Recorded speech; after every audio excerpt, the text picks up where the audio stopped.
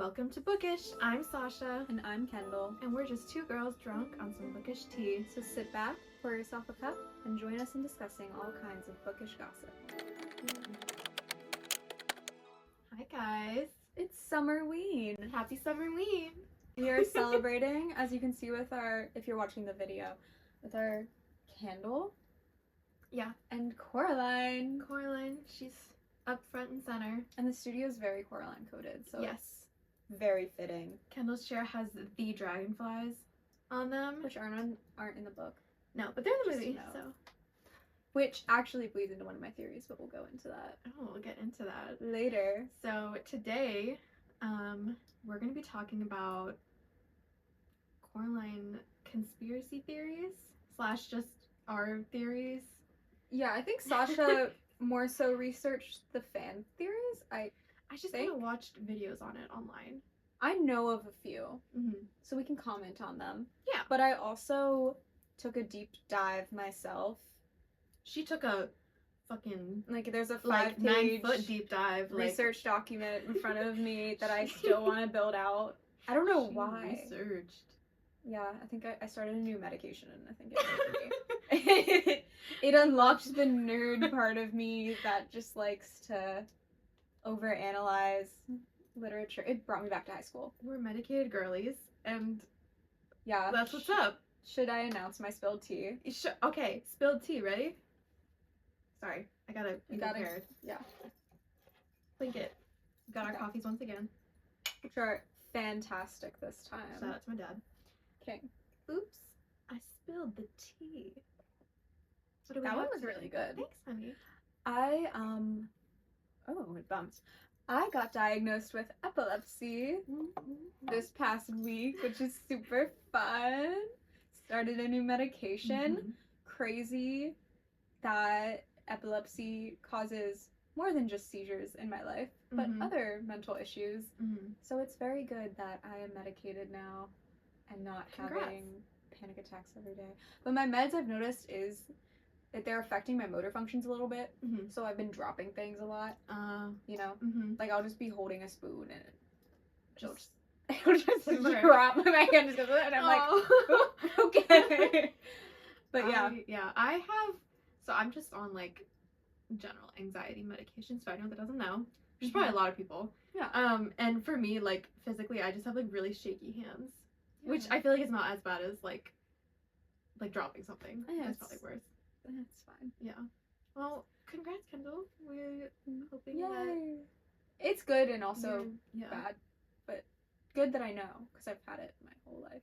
Yeah. So, cheers to no more Cheers. seizures. Hopefully. Yeah. Those Cheers to bad. a brighter, I don't know, time moving forward. Hopefully a seizure-free life Yeah. That'd be cool. Yeah. That Love would be cool. for me.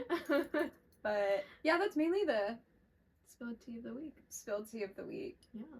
So, I took a little family vacay, which was nice, but there's some bookish things in the works that are exciting that maybe I won't announce right now, but it's coming. If you guys can see my sticker, tell me if you like it. It's on my laptop. The bookish sticker. Side eye. You should look at it. Yeah, we got some cool things in the work that are gonna, I don't know, we like an excuse to be as obnoxiously on brand as possible. Honestly, just obnoxious as possible. We love that yes, excuse. this document is very much an example of me being obnoxious. No, I respect this. She put in the work No, for y'all. I was telling Sasha that I've just been in my boyfriend's ear the past few days, do you want to hear my Coraline conspiracy update? No, but that's so cute. I love No, that. and he genuinely listens and is intrigued, and he always says, I love, because that's the one thing he's noticed with the meds. He's like, you've been talking about books and your writing and everything a lot more because I'm not as depressed. Yeah. But when I do that, I go into I can go into an hour-long tangent, which is a little, I mean, it might be obnoxious, it might not be. That's why we're friends. Sasha and I, it's love just our that. everyday conversations. So. Yeah. And that's what you guys are here for, so. Yeah, why else are you listening if not No, literally. obnoxious book talks? We're all obnoxious little nerds. We and I love are. it. Yeah. It's incredible. Well, should we get started? Let's get started, guys. No further ado, we're jumping right into it today. Miss Girl has a, 5-page document? Yes. So we've got some content to cover. We do. I actually titled the document. I made a cover page. Please read the title. Pink Palace Apartments, a pathway to the other. Ooh, okay. Spooky. I don't know where to start though, really. Basically, it's just a document filled with evidence. Mm-hmm. We can start at the beginning, or we can start at your favorite. I might. Sorry if I'm sniffing so much. Based on, do you have allergies? I think the pollen is just coming to me today. No, I had a sneeze attack actually, like before I got here. It lasted like 10 minutes. Pollen around here. But anyway, I kind of put it in a paragraph. Okay. Quickly, right before we started this. Okay. So maybe I'll read the paragraph. Let's go. And then kind of break it all down from there. One, I fully feed into the theory about, and we're kind of talking more so about the book rather than the movie. Yeah. However, we might talk about the movie too. Yeah, there's some, I know more about the Easter eggs in the movie. Yeah, me too. To be honest, like, the very small limited research that I did was based off the movie. Yeah, that's where most fan theories come, like the YB theory. Yeah, but we're gonna start, for anyone that hasn't, like, read the book and the movie, or seen the movie, or have only read one or the other, or have literally no idea what we're talking about, never seen or read the book, the movie has certain things that the book doesn't, which I feel like is interesting because it's usually flipped. Yeah. So for example, the thing about like dragonflies and Coraline's blue hair, that's very much the movie. There's no YB in the book. There's no like YB's grandmother. There's no doll, like the classic Coraline doll. I'm trying to think what else. I mean, the outfits are a little different. Yeah, it's more like certain scenes. Yeah. Well, the dogs don't talk. Oh yeah, which is the movie, but they talk in the book. Yeah, which I wonder why they took that out. Yeah, there's very niche things, but then the biggest thing is the doll. The doll is the biggest thing. So and central. And YB like a whole really is a big part of the story in the movie. Yeah. Should I read? Yeah. I mean, I'm pretty sure everyone knows Coraline, but should we read a summary? Yeah, let's just read a little summary. Okay. Honestly, I'll hand it over to Sasha to read the summary. Okay. I'll be yapping about the dog. Alright. Yeah. Welcome to Yap Town.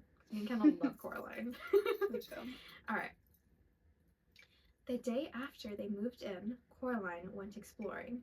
In Coraline's family's new flat are 20... Okay, wait. I'm gonna start over. Neil Gaiman is British. I have to do this in a British accent. Oh, you do? Okay. Coraline by Neil Gaiman. The day after they moved in, Coraline went exploring. In Coraline's family's new flat are 21 windows and 14 doors. 13 of the doors open and close. The 14th is locked, and on the other side is only a brick wall, until the day Coraline unlocks the door to find a passage to another flat in another house, just like her own. Only it's different. At first, things seem marvellous in the other flat. The food is better. The toy box is filled with wind-up angels that flutter around the bedroom. Books with pictures. Rise? I'm gonna ignore that. Books whose pictures writhe and crawl around. Sorry, I glitched. Whatever. The pictures move. Little dinosaurs' skulls that chatter their teeth. But there's another mother and another father, and they want Coraline to stay with them and be their little girl. They want to change her and never let her go. Other children are trapped there as well, lost souls behind the mirrors. Coraline is their only hope of rescue. She will have to fight with all her wits and all the tools she can find if she is to save the lost children, her ordinary life, and herself. Da, da, da.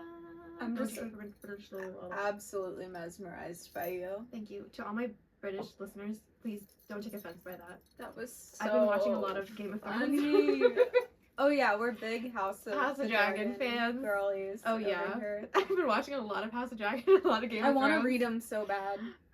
Did you know, okay, this is also spilled tea. Yeah. but relevant. I was watching, my little cousin never finished like the last 3 episodes of Game of Thrones. Okay. And we were talking about it, and he was like, I don't think was it George R. Martin? Is this the V thing? Yes. Whoever wrote Game of Thrones, yeah, George he never finished the books. He just never finished them. What do you mean? Like, the show obviously continues. Side note, you can tell when it continues and George R. Martin leaves, but they just kind of go on their own. So after a while, they stop following the books because there aren't enough books because he just stopped writing them. Yeah. Isn't that wild? I've only read the first book. Really? I need to read the rest. I need to read the first one. They're always all over used bookshops. They are. Always find them. I've heard, though, that the books are a little more intense. Yeah. So, for sure. And I heard Tyrion is, like, actually evil. Yeah. In the books, which is interesting, because in the show, like, you just love him. He's an anti-hero. Yeah, me too. He's an anti-hero for sure. Yeah. It's kind of how, I'm so excited. Oh my god, the episode. Tonight. It's tonight! Any House of Dragon fans, the new episode comes out tonight on the day we're recording this. I've been loving the memes as well. Yes. The, Rhaenyra's dragon, what's her name? Syrax? Yeah. Syrax? Mm-hmm. The way, like, she has a little heart necklace. That's so cute to me. So baby girl. It's so baby girl. It's so cute. I love her. No, I was saying, though, because I was actually having this argument with my boyfriend who I'd been watching it with. Mm-hmm. And I was like, Damon is very anti-hero. Yeah. You know, like, I love when he slaughters a bunch of people. Like, go Damon. Yeah. But then, I hate Aemond. But he likes Aemond. And I don't think he's an anti-hero, though. I just think he's a villain. I just think he's the villain. Like, he's the lovable villain. He's not even morally gray to me. Girl, he's just gray. He's just not... Yeah. I don't know. I just don't like him. I agree. But he likes him. That actor really does an amazing job because he just creeps you the fuck out. Aemond. Oh my gosh, wait. Shout out to that actor because he does a fabulous job. Oh my god, I'm gonna butcher his name right now. The king, Viserys. Viserys plays the owner of a strip club in Stephen King's adaptation of his book The Outsider in the series. Really? Yes, and I started watching it that was a show we started watching during the week. Yeah. When, once we finished binging. Yeah. House of Dragon, and so, what a good actor. Multifaceted. Oh. Because he's British, he's fully like an American strip club owner. The strip club in this in Stephen King's book is called the Peach Crease. It's in Georgia. Oh, but it's so funny. Is it? So it's a movie or a show? It's a show. I would call it more of a mini series because they only made 1 season because they were scared it was gonna ruin it. Incredible though. Ooh, really good show. Maybe I'll watch it. It's Stephen King's version of the Boogeyman. Oh my god, I'm intrigued. Yeah. So on brand for Summerween.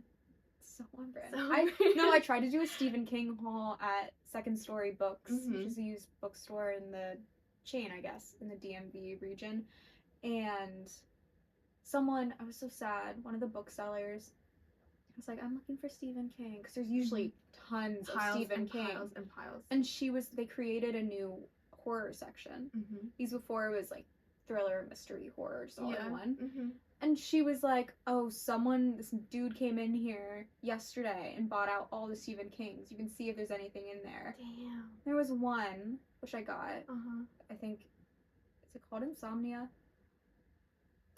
It might be called Insomnia. I think the protagonist has sleep paralysis, but it is like an actual demon, I think, that's haunting him. It's not just a sleep paralysis demon. I think that sounds really cool. I'm gonna take you to another place that always has like a ton of Stephen King. Because I really, in our celebration of Summerween, I really want to reread the Stephen King books I have read, and also read the ones I have not read. Because I do love Stephen King. There's so many, though. There's so many. Well, some of them you can skip. Some of them are bad. Yeah. Okay.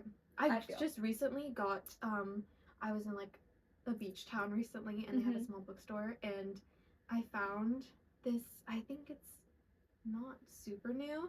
It's a Stephen King like dark fantasy gothic dragon story. Look, I was like, is it fantasy? Yeah, it's one called fantasy, isn't it? No. It's called like dragon something. Like one drag. Oh gosh, I have a picture of it. Because I know he wrote one that is fantasy. It's not the Fairytale one because I've heard... it's called Fairytale, isn't it? It's called Fairytale. Yeah. If you look up Neil Gaiman not Neil Gaiman, Stephen King dragon book, I'm sure it'll come up. And I was like, oh hello, fantasy, dragon. The eyes of the dragon? Yes. Ooh. It sounded so interesting, and I'm just like, anything with dragons, count me in. I thought it was really funny. I saw a New York Times post, and they had some of the most incredible authors of the 21st century submit ballots for the best books of the 21st century. Oh, okay. And Stephen King included his own in one. King. King. It was the book, his Dome book. Dome. I think it's titled something Dome. I haven't read it. It's a more recent one, but I think it's a dystopian take. I don't know. He is booked and busy. This man has so many books. So many books. I'm obsessed with him. Like his house in Maine. I want to go. Because people do that. They just stand outside his house. I know that's obnoxious, and I don't think I would do that, but I also... Could you imagine living in a huge estate in Maine? Yeah. Just living your life. Writing a ton of books. Stephen King's so creepy. I love him. Yeah. I want to read more of his books as well. Like, now that fall... Well, I mean, it's like... I mean, they're good. Definitely summer, but, like, in the fall, I really want to take, like, a Stephen King month. Yeah. Just, you know... Expect it. Yeah. It's coming. The summer-ween to fall transition. I told Sasha I really wanted to do summer-ween because I'm really over summer. I don't like summer. I love summer. Maybe unpopular opinion. I don't like the clothes. I'm a boot, pants. I like wearing black. I can't wear black during the summer, really. I overheat. But, like, not the same way. Like, it's always a black tank top and pants, you know? Like, I can't. It's different. Okay, fair enough. I don't know. I don't like the clothes. Even though sometimes I'm like, the summer is where I can make it, like, fairy core. You know? It's kind of the vibe. But recently... It's just been hot. I don't know. And I also didn't have plans this summer, so that may also... Same. I think I don't really have any either. I don't know. I'm a summer hater. It's just who I am. I love warm weather. I think that's what I like about it. You like the heat. I like the heat. Yeah. We were saying me and Kendall were like driving or something, and she's like, "Is it too cold? Is it too hot?" And I'm always like, "Oh, it's like just the perfect temperature." She's like, "Okay, that means it's too hot." No, it is. You like it, like, you're the type of person I feel like who would sleep in a, I don't know, like 75-degree house all year. Yeah. Would you? Right? Yeah. Well, I used to live with my grandparents, and they had the heat on during the summer. Kendall's flabbergasted. I need it to be cold. Just the other day there was torrential rain, and I was so happy. Summer rain is like... Summer rain and storms. No, that's incredible. I love it. But I would like it every day. That's fair. You should just move to London. Yeah. Or England. No, I heard it's rainy there. It's very rainy. Well, sometimes. Last time I was there, it didn't really rain. Really? No. Oh, well, maybe that's a stereotype. I'm sorry to all my London livers. Livers? Livers. Did you say livers or lovers? Livers. I heard livers. I should have said lovers. London but I stuck livers. to it. I mean, they all have livers. I hope so. I hope so. So you're not wrong. Like, to the people attached to those livers, we love you. We love you. Anyway, let's get on to our theories. So you heard about what Coraline is about. Yes, and some of the popular fan theories. I'm gonna say the one that I specifically agree with, and is probably the most something I'm defending. In this theory. Okay. I do believe that Coraline never leaves. Yeah, I've heard that one. I actually think she dies. Pretty she gets trapped pretty early in the book. She does. The book. Yeah. I don't think she dies until a little later. But I think she's dead. When do you think is like the point where she dies? Well, let me get to it. Okay. Let me get to it. I don't know if she's fully dead. I haven't fully figured it out. But I kind of think she dies at one point. And there's a specific reason why. Okay. But also, one of the fan theories that I just think is so interesting, I just want to mention it. It's more of the movie one. You know, the YB one? Where like they say the grandma sold the apartment to Coraline and her family because she kind of put Coraline as a sacrifice so YB wouldn't be taken. Take YB, yeah. I heard that one too. I would agree with that one. Yeah, because Wyvie's also like Coraline's age. Yeah. He lives nearby. You know, what's always around the house. Yeah, what's stopping the other mother from grabbing him? Yeah. But yeah, I think that one. I mean, it makes sense. Like, it would make sense because she knew that something was like weird in that house.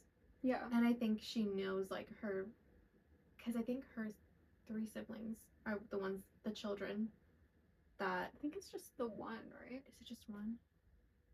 Oh, well, maybe you're right. I think she was just a sister. Because the other ones were older. Yeah. But I feel like in the movie she knew what happened. She knew her sister got at least kidnapped by something in that house. Yeah. And yeah, I agree with that. Yeah. Do you know of any other fan theories that you specifically want to mention? Those are my 2. I was wondering if you knew about this one. I was in the book and the movie, when she meets the neighbors of the Pink Palace, they all call her Caroline, even though her name is Coraline. Yeah. And they literally like almost don't hear her when she's like, "My name is Coraline." Yeah. Does that have something to do with the other mother, or are they like protecting her from the other mother? Because I think if they say her real name, the other mother can like, it's like like a spell, like she can look at them or something. I don't know. I felt like there was one, but I couldn't really find one. I mean, that could make sense. That could check out. Either they were like trying to protect her, or it's like they're like under some kind of like trance. I kind of, my theory kind of goes into that. Okay. Okay, and I was telling this to my sister yesterday in the car when I was really tired, and I don't know if she was sold on it. She just seemed really disinterested, and I was, because I kind of begged her. I was like, can we please talk about it? Like, I need to talk about it. I can't wait till tomorrow. Okay, I'm just going to read this badly written summary, and then I'll explain it. Okay, so I theorize, the Pink Palace is built on something called a fairy path, which causes the tragedies that ensue. The beldam, specifically her daughter, I'm going to go into that. Okay. May live in the well, which is why everyone warns them of that. Or simply in the surrounding forest that the Pink Palace is in. It's in like a woodsy area. The beldam's daughter. Yes, because I'm going to get into the whole, it's Romanian, the beldam, and I'll get into it. Okay. The beldam sends her daughter to torment the families that live in the forest and do not maintain the grounds of the Pink Palace because it was built upon a fairy path. When Coraline opens the door, when her mother opens the door in the book the first time with the iron key, and they also say that the not the hinge, the lock mechanism of the door is also iron, which is important. Iron specifically. The portal to the other world. And so I'm basically theorizing that they live in the other world, just deriving that from them being called other mother, other father. The other world is specifically known in like Celtic myth as being the realm of fairies, ghosts. It's like, it's the other side, the in-between, right? But yeah, when Coraline opens the door with the iron key and hinge, the portal is opened, which is when she starts to encounter the fairies in disguise. Once she eats the food in the other world, she is officially stuck there. Her soul is officially captured and her mortal body potentially dead once she's thrown in the mirror, where souls are traditionally trapped in legends. The other mother is said to appear healthier following throwing Coraline in the mirror, signaling that she may have eaten Coraline's heart, which she needs to maintain her beauty and mortal form. The other mother, and this is just, actually, I can skip the next part. I was just going to say that I think the other mother potentially resides in the well. I've heard that one too. Yeah, and I think that because there's a lot of like oceanic imagery tied to her description. There is, and in the book, I noticed that as well. Okay. So yeah, I essentially think that this is a fairy story, which wouldn't be that odd considering Neil Gaiman is British. The story has a lot of British ties.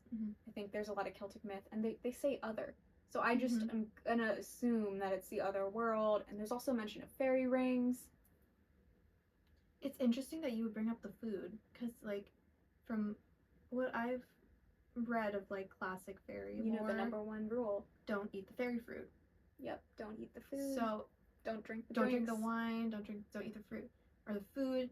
It's really interesting. I never really thought about it like that. Mm-hmm. Well, I also love Celtic myth. So did I maybe like feed into this a little bit? Mm-hmm. Potentially. It's okay. It's a theory. It's a theory, and I'm gonna defend it. Defend it, girl. Okay, we're gonna start with the other mother. Okay. And the evidence. Okay, she's the beldam, which means an old woman, according to Merriam-Webster.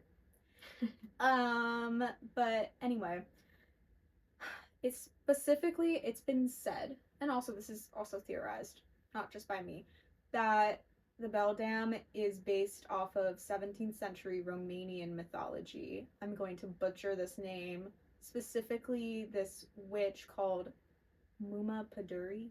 I'm not pronouncing that right. I think I've heard this Romanian thing. Yeah, but I've heard of this very vaguely. The legend goes, God gave the beldam, Muma Paduri, definitely not pronouncing it right, the designation to stand for the forest and inhabit. What? To stand for the forest and uninhabit. What the hell did I write? Sorry, I wrote something really wrong.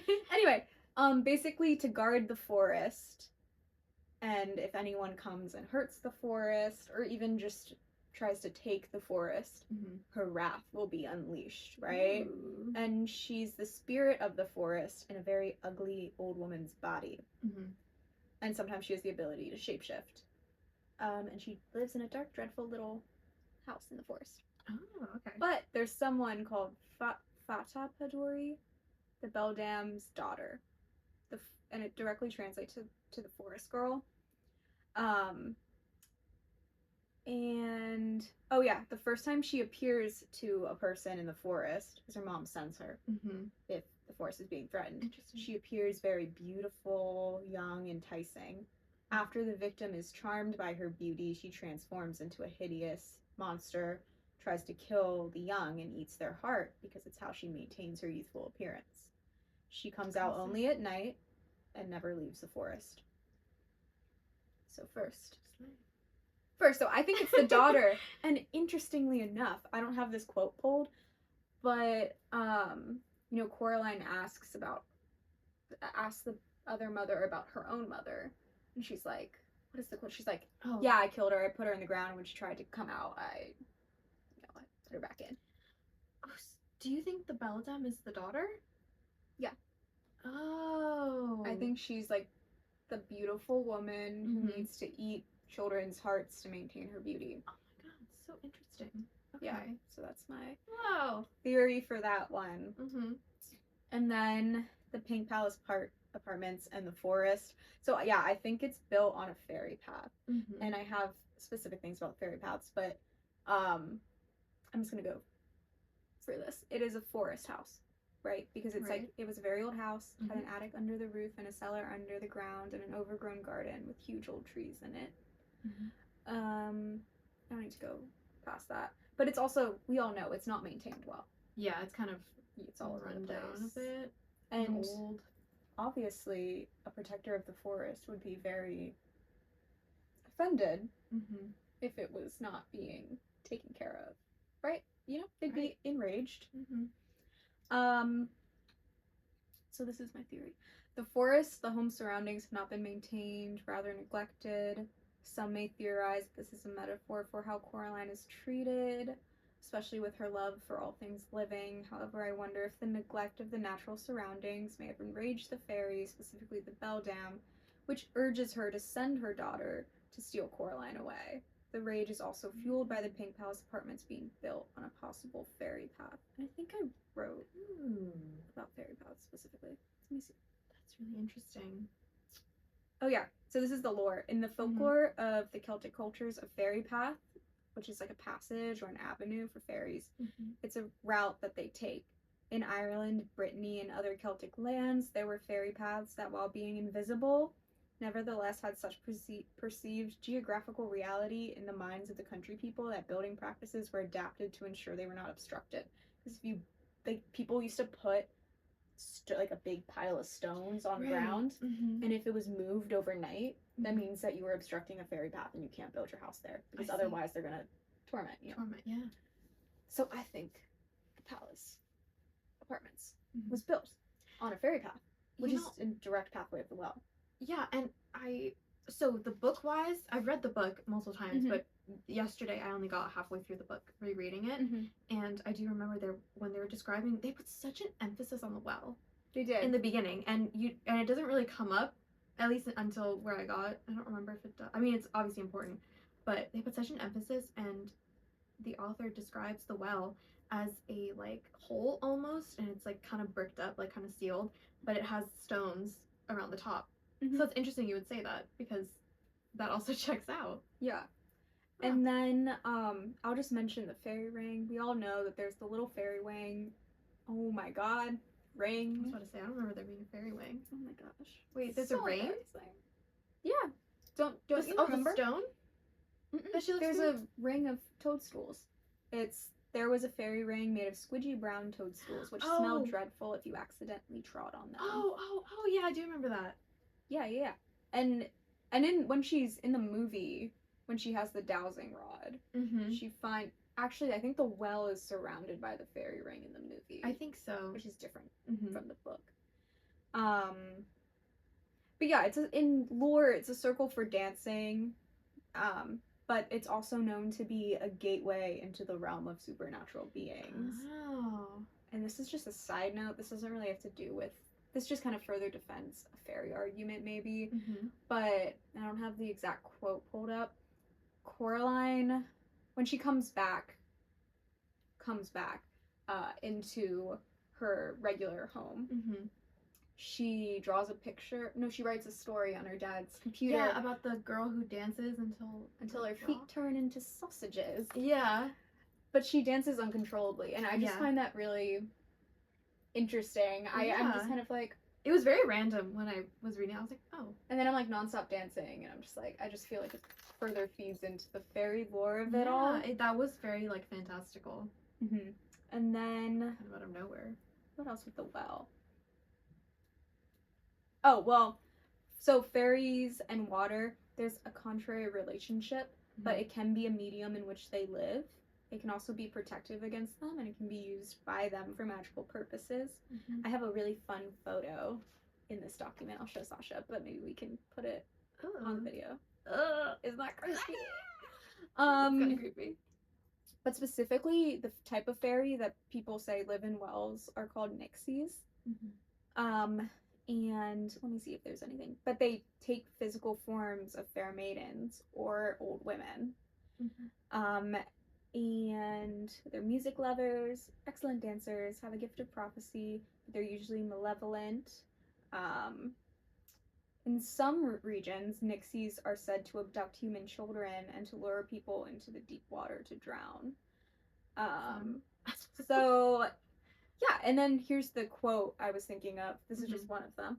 The other mother's wet-looking black hair drifted around her head like the tentacles of a creature in the deep ocean. I was thinking about that quote as you were talking about the well.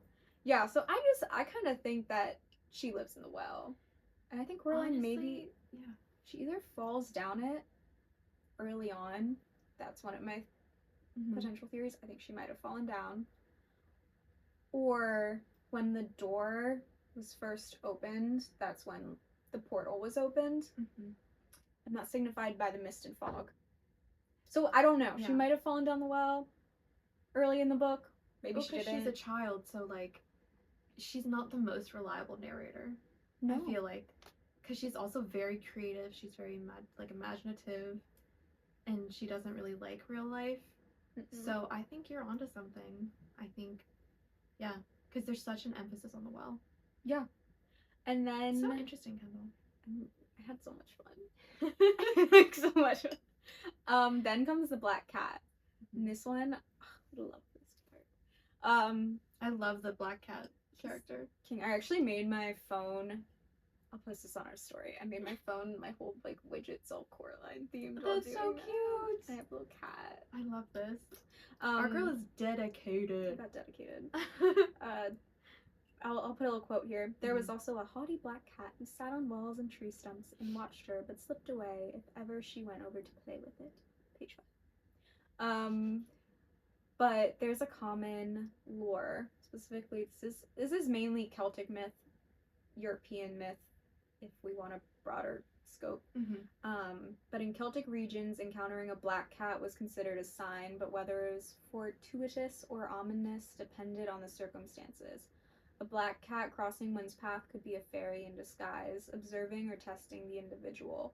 Treating the cat with kindness could result in blessings or good fortune, while causing it harm could lead to misfortune or the wrath of the fairy realm. And specifically, I pronounce this wrong. I won't even say it. On Halloween, do you know how to say, like, is it Samoan? Do you know how to say that properly? No. This, on Halloween, it made it the ideal time for fairies to cross over, often in the form of black cats, to partake in festivities, play tricks, or even guide lost souls to the afterlife, because the realm, you know, is, or the, what do you call it? The gateway between realms is thin. There's also a legend of, again, this is Gaelic, I'm not going to pronounce it right, the Sing? I can't pronounce Gaelic. I'm trying. I'm taking Duolingo. It's spelled so cool. Caitssith, which is also known as the fairy cat, a legendary creature in Scottish and Irish folklore that is said to be a witch or fairy disguised as a large black cat. Oh. And the cat is really mystical. He can transport between realms really easily. And like there's no like explanation. Portal walker, like you walk through portals. Yeah, so I think he's a fairy in disguise. And this feeds into the larger theory. I think almost all of them are fairies in disguise. Even in, like, the real world?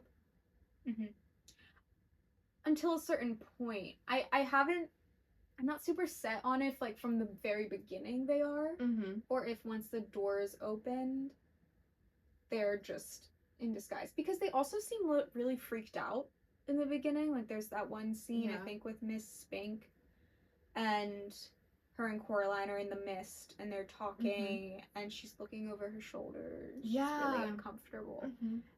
So I'm not sure if maybe they do dwell there, but they know things are weird. But also, I think once Coraline opens the door, I'd like to think that all the characters, because once she opens the door and goes in, you don't see her parents anymore. But you do see everyone else. So I'd like to think that they're all fairies in disguise. And I guess that's my main theory. My main theory is that this place is the Otherworld. And when she opens the portal, she's in it. And everyone she meets is a mythical being. I think that's really cool. And then we have the witchy tools. Ooh. Okay. Hagstone. Is that the little rock that she looks through? Basically, if you don't know what a hagstone is, it's just a rock that naturally erodes in the center with a little hole, or various holes. And it has magical properties. Let me see. There were specific properties that I wanted to talk about. For one, it can be used to see what form spirits take. It can be used for astral projection, which I thought was really interesting, because once Coraline gets the hagstone, she, you don't see this in the book really, but in the movie she'll fall asleep in one place and wake up in the mortal realm. So I wonder if the hagstone allows her to kind of astral project between realms, like her mortal body. That's one of my theories. But also, hagstones are just used for protection in general. Because the point of that little stone is protection. In the book and the movie. Well, I think the movie it also helps you find lost things. Yes. I mean, it's said that it's used as a protection charm against nightmares, and it allows one to see into the other world. And they're associated with magical dreaming. Anyway, where's the other one? That one. I love that it's green too. It's so cute in the actual movie. It's a little triangle. But then also the iron key and the door. I didn't pull the quote that talked about it, but it does say in the book that it's an iron key and the lock's iron. And it's the only one in the house that's iron. And Because like iron and fairies, and it's always connected. Yeah, and actually in in, I guess, traditional Irish practice, more so in the olden days when people were more superstitious, people used to have iron locks and keys to keep fairies out of their house. Yeah. So I'm like, why is one door iron? Yeah. You know? Probably keep the fairy out. To keep the fairies out. Mm-hmm. I missed... Such a good point. I missed one. Where is she? Oh, the white mice. I think this one's cool. This one's kind of a stretch. Mm-hmm. For one, they're only called white mice in the mortal realm. Mm-hmm. They're black rats. They're black rats in the other world. Mm-hmm. Anyway, in folklore, and Celtic folklore specifically, the soul of a sleeping person can leave its body and wander in the form of a mouse, especially a white one. And Coraline does not see the mice during the day, only at night. Oh, that's true. So I wonder, they're definitely protectors as well, mm-hmm. which it holds true in like Celtic folklore, but I wonder if it also may help her astral project. Like, I'm wondering if her mortal body is actually going into this realm, mm-hmm. or like they act as spirit guides to maybe guide her in, because she follows them. Yeah, she does. And she also leaves them cheese, mm-hmm. and dairy and sweets are some of the main offerings people give to fairies. Mm-hmm. So I'm wondering if the white mice partially protect her because she leaves the cheese out for them. Like, she's giving them... they're like besties now. Yeah, she's giving them offerings. Cute. I like that. Yeah. So that's part of... It's a mini theory. Mm-hmm. Quite a mini theory. Mm-hmm. What else? So-called cheese well. What am I talking about? The cheese well? Oh, yeah. People used to... In wells, there's a literal cheese well on mm-hmm. top of... I'm not gonna pronounce this right. Minchmore?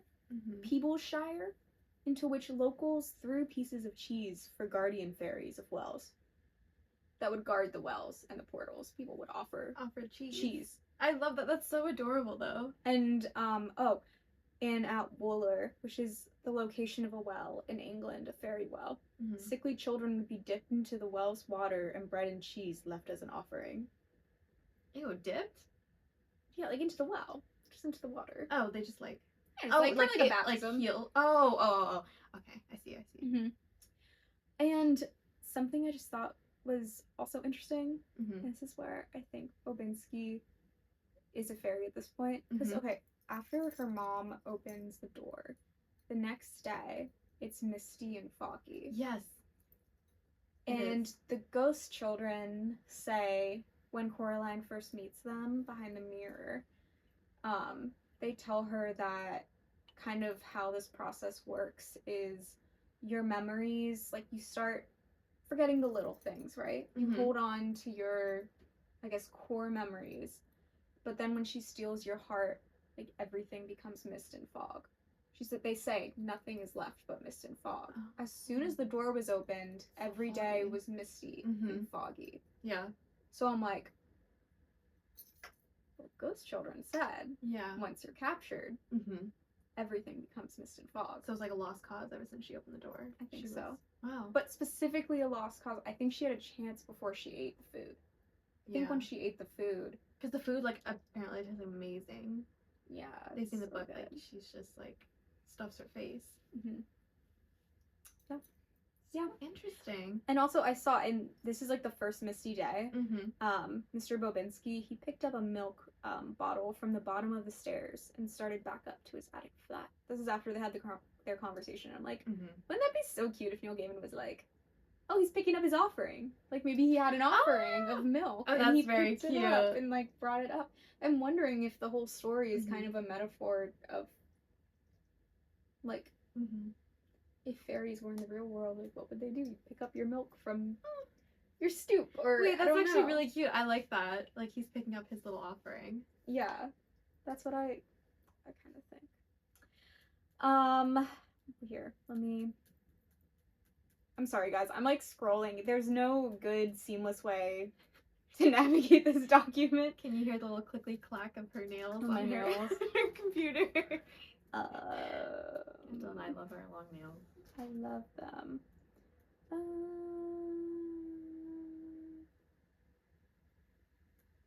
Okay. Well, there's color symbolism. I didn't finish this document, so now I'm just going off the document. We're not talking about We're going it. off book now. We're going off book. Going a little crazy. I also think that the time Coraline is officially like screwed. She plugged. Screwed. Yeah. Is with the mirror Mm-hmm. and her parents. I think her parents died. Mm-hmm. Her parents are dead. I'm actually wondering, because this isn't in the book, but I'm wondering if in the movie, you know, they get in a car crash. I wonder if her parents died in the car crash. When did they get in a car crash? Well, remember she says the accident and her mom's wearing the neck brace? Oh, right. Yeah, so I'm wondering if her parents potentially died. Like, they may have moved in and then her parents died and never came back. And that's why the food's all rotten. Mm-hmm. There's no groceries. Like, even before they leave? Like, they go missing? I think they moved in. I think there's time before they moved in. The parents maybe got in a crash. Mm-hmm. Never came back. And then all this stuff ensued. I remember that actually in the movie. Yeah, they got in a car accident. And that's why the mom has that brace. Yeah, because, and the reason I think they're dead, maybe not in the beginning. See, this is where it gets kind of wishy-washy. I'm not entirely sure about when people die or when incidences happen, but again, in traditional Irish and a lot of European folklore, when a family or household member dies, you go around the house and you cover all the mirrors because there's a chance that newly released souls will get trapped in the mirrors of your house when they come back to visit. So I'm like, okay, so these are souls trapped in the mirror, which is obvious with the ghost kids. Such a parallel. Oh my gosh. So I'm like, I think her parents in the mirror. It's also, there's so much. Once she opens the door, everything's cold. Yeah. You know. Like, yeah, like she's like, oh, it's summer, but it's like so cold outside. Yeah, because I think everyone's dead. Yeah, and yeah, that's a good point. And yeah, the mirrors really are a lot. They hold a lot of importance, at least in the book. In the movie as well, but in the book there's a lot of emphasis, especially like, I stopped rereading around this part, but when Coraline, so like she escapes into the real world, and then she realizes like my parents are missing, the Beldam stole them, and she like travels back in with the black cat to like rescue the parents, and the Beldam in the book, she's like, no, they just like don't like you anymore, like they want us to take care of you. Yeah. And she points to a mirror and she gives, and Neil Gaiman describes this like very vividly, like her looking in the mirror, seeing her own reflection, seeing the corridor behind her, and then suddenly like it ripples and there's like a vision of her parents. Yeah. And they're like, oh, we hate Coraline, like thank God, like we don't have her anymore. Yeah. Like again, like she could have done that in like any other way, but she did it through the fact that she did it through a mirror, and then what you just said makes a lot of sense. It's so interesting. So yeah, maybe you're right. And then to further this, and this is why I think Coraline might, again, I don't know if she's dead, but I think she's being fed on at this point, because once she throws her in the mirror and then takes her back out, Coraline notices, and I don't know the exact quote, but she's like, oh, she looks younger and healthier. Yeah. Her hair looks better. She doesn't look as bad. So I'm like, okay, she's feeding on something, and it's not the three ghost children. Yeah, because they're either your parents or it's you, because your soul went into the mirror. So maybe you died. Interesting. Yeah. That would be a good point where she's just Also, I wish I pulled the quotes. I was too tired last night to do it. But there's so much color imagery, specifically with green. Everything in the Otherworld is green. The doors are green. It's funny, Miss Fink and Miss Forcible say this before she officially enters, I think, the Otherworld, and they're like, never wear green in your dressing room, you know? Yeah. But then there's so much green imagery in the next few just the rest of the book. I wish I could, honestly, I'm gonna try and pull a green one up. I don't know if I can. But the reason I say that is, oh well, I guess the Hagstone's green. Yeah. It's green in the movie too, I think. Yeah, yeah. And so is green like evil color? Well, green is just like fantastical. It's a fairy color. A lot of fairies are white, pale, look emaciated traditionally, and wear green. And I'm going to find a green.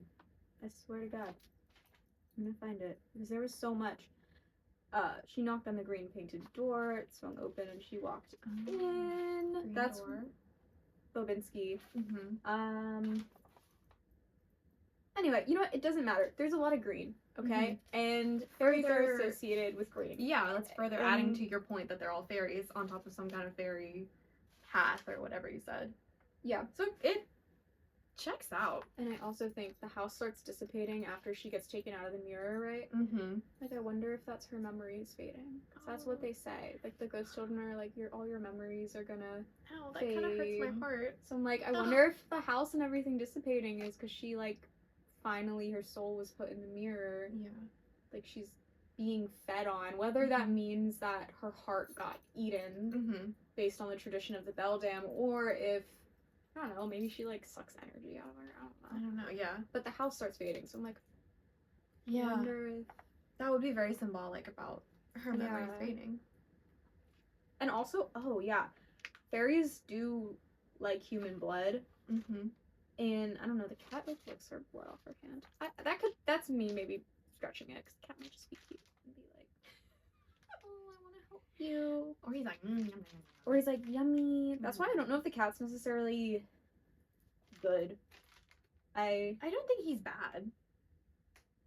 But, I mean, to be fair, he helps her a lot. Oh my gosh. You know what I thought was so weird? What? Okay, there's a lot of rebirth and transformation imagery in this book. Starting in the beginning, she mentions a hedgehog, a snakeskin husk, and right, yeah. There's another thing. There's another like animal. Oh, the frog that looks like a stone. A stone, and a stone that looks like a frog. Yeah, yeah. And so, which one could maybe pertain to the fairies transforming forms, whatever. But there's also a lot of rebirth, and there's this one quote about a robin and a wren's egg that just it was right here. Dang it, doesn't matter. The robin and the egg theory is really weird because and this specifically goes with the marbles cracking. You know how the robin. Yeah.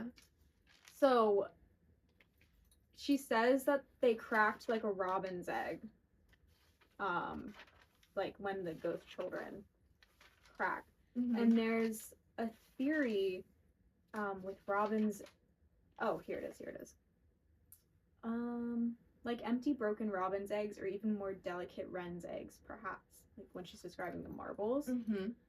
And in just like bird symbolism, I guess. I don't know. The wren symbolizes an old year, I think up until the winter solstice, which must die for the new to be born. So, and this might have to do with breeding patterns, I don't know, but a wren's egg has to hatch before the robin's can come about. This is what makes me feel like Coraline's just stuck in the place they were, because their eggs hatched, right? Like the wren's eggs are good and they're dead, but who's gonna hatch Coraline's egg, like her soul? That sounds so dumb, but that's kind of deep. I don't know. I don't know, but there's a lot of reincarnation. Yeah, because like they were trapped for years and years and years before she came along. So I kind of see what you're saying. Also, this part's just really interesting to me. When she's going back through the tunnel, she touched it and it felt hot and wet. And then it also says Oh, it felt as if it were covered in a fine downy fur. And it moved as if it were taking a breath. Ew, the tunnel? Yeah, I genuinely, guys, I was reading this, I was like, because I'm thinking about this in the reincarnation sense, because from the beginning of the book, there's a lot of that transformative energy. Mm-hmm. I'm like, is she being, like, reborn? And Oh. I was like, I literally was like, is this bitch in a vaginal canal? Like, I straight up was like, why is it warm and wet and moving? And she's being pushed out. And then after that, she doesn't see the souls, like, all the, I think she calls them wraiths. Like, all the souls that are trying to help her close the door and stuff. Yeah, yeah. Like, that's what I thought. And I think the last few chapters, I think she's just in heaven. Maybe. Because she's, like, with her family and she's happy, right?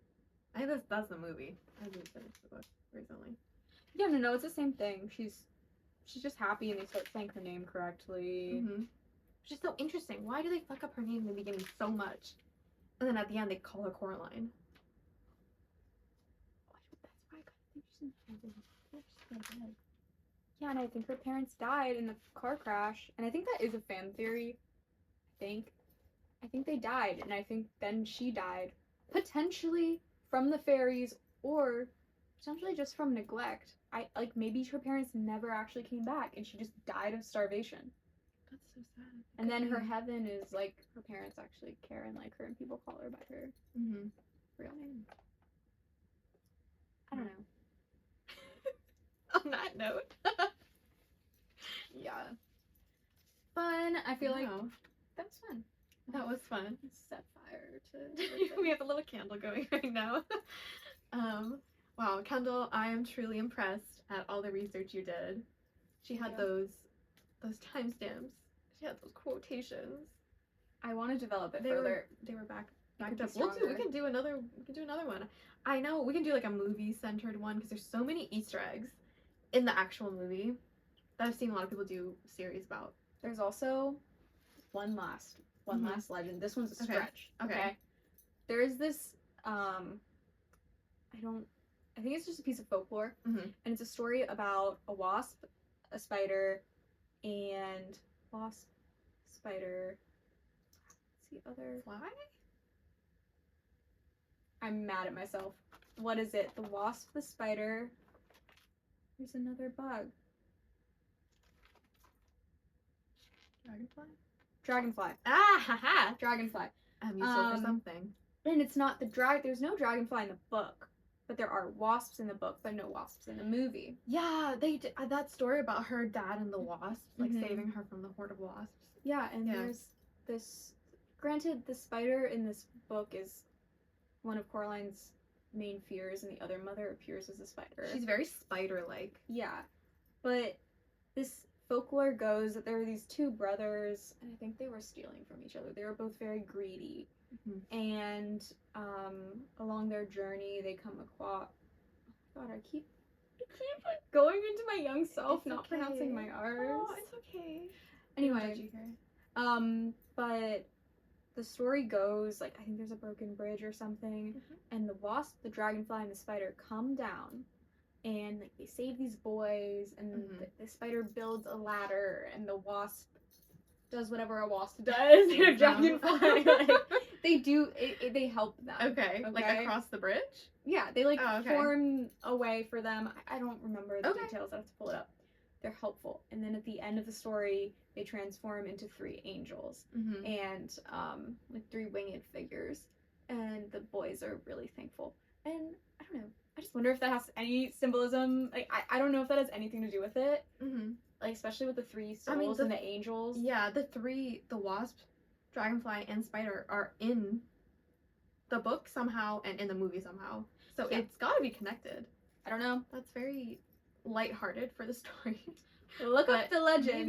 I don't know. Like, maybe it correlates somehow. But maybe the ghost children did actually help her. They did help her. Maybe she's not dead. Well, if we're going on the theory that she's not dead and she actually returns back to the mortal world, then maybe they do help her. Maybe they did help her. And maybe the cat, because if you're nice in legend, if you're nice to the cat, it brings you good fortune. So maybe it... Who knows? But who knows? I feel like I bet on her being dead. especially because she's a child, it just, you know, the chances of you going against an evil fairy lady that protects the forest, I don't know. I don't think my chances are very good, so I don't know about like a 10-year-old. Yeah, no, like I would die. I would be I would so die. But yeah. That's all we got for you. Thank you guys so much for listening. Thank you. Follow us on all our socials. We'll be posting about fun upcoming events / I don't know, announcements. We should have events. We're gonna have, yeah. Well, yeah. Anyway, we love you all so much. Thanks for listening. Please, thank you for listening. That was a ramble. We're so excited. Happy Summerween! Happy Summerween! Bye. Bye, bitches.